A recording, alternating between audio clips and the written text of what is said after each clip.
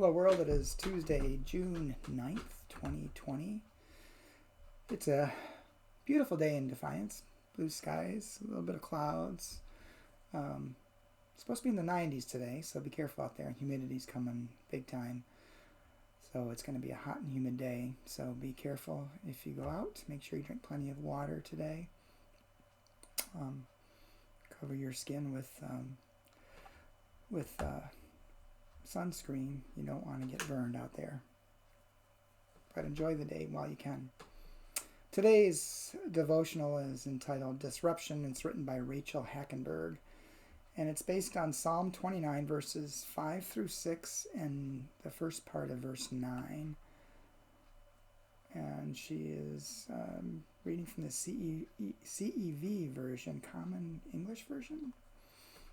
I haven't heard of that one. Oh, she meant CEB, Common English Bible.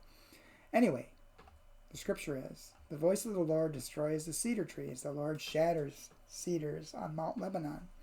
God makes Mount Lebanon skip like a calf and Mount Hermon jump like a wild ox. The voice of the Lord makes deer give birth before their time. And Rachel writes, these are tumultuous times. State violence against people and communities of color dominates the news, overwhelming the updates about a global pandemic, which in turn overshadowed the analysis of an election year, which in turn bumped the reports on climate change and mass shootings, which in turn crowded out the news of children detained and imprisoned in the U.S.-Mexico border. The raging tumult may feel like a disruption to our lives, and it is, but it is also a constant in our lives, more predictable than we might prefer to acknowledge.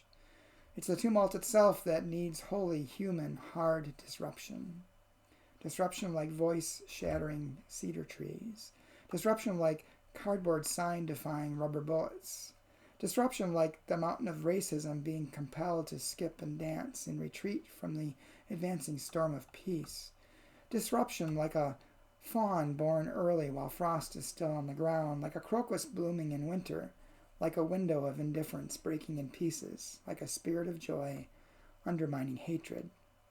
Such disruption does not occur without destruction. After all, evil has been nurturing its roots and consuming strange fruits ever since the serpent first suggested that humanity should be its own God.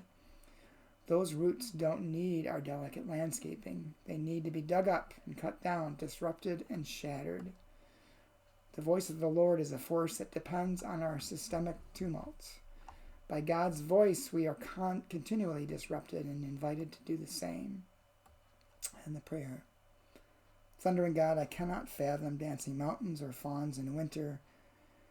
Yet I am not surprised by racism or war or pollution. Disrupt my expectations, and I will worship your name. Amen.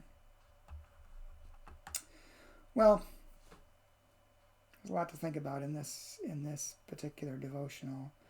One of the things that strikes me is just the number of things that are going on. And the danger is, with so much going on, it can make us numb, where we just kind of hunker down and do nothing. But that's when we most need our lives to be disrupted, I think, to really get involved in dismantling the systems that are causing all of these issues, and to get involved for positive change in our world. Things can be so much better than they currently are, and the last thing we should be doing is trying to avoid everything. Now, we can't do everything, but we can do something, and that's what we should do, is do something, anything. Do what you can with what you have where you are. So, hang in there, people. Keep trying to do some good in this world. Keep trying to help build God's kingdom on earth as it is in heaven. And always fall on the side of love. Talk to you soon.